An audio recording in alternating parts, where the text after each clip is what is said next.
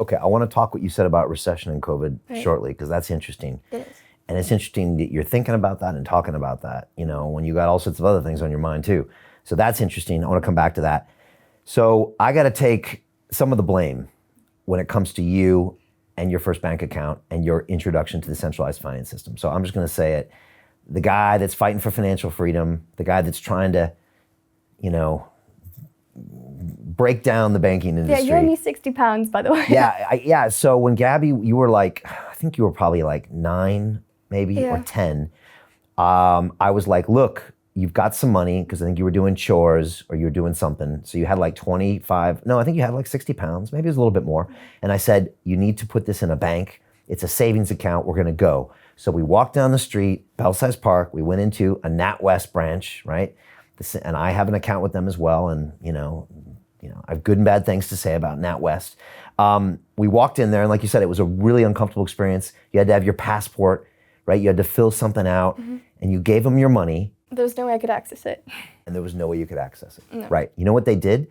They sent me every month a printed piece of paper with a number of your balance, and you never saw it, and you never had a relationship with your money. So that meant that it meant nothing to you, and you were taught from that day that the bank holds your money and that you don't get to use your money.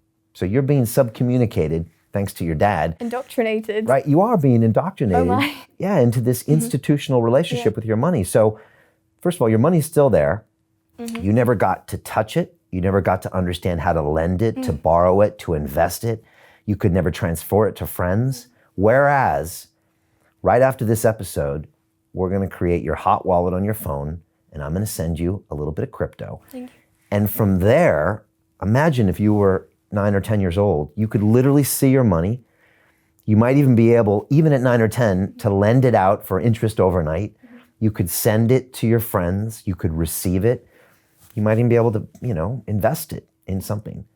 That's what DeFi offers.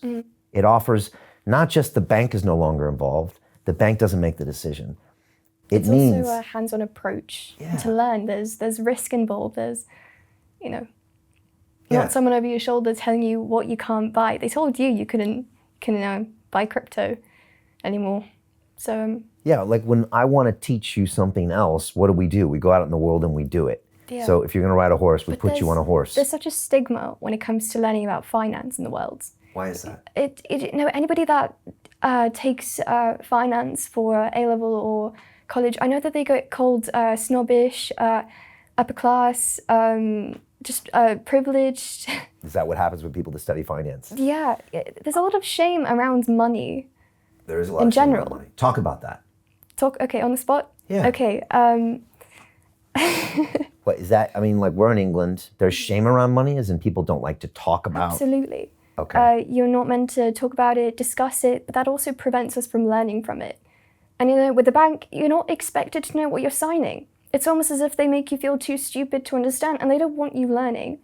So at the end of the day, you just leave with them and just pray for the best. Maybe you don't even look at it twice like I did.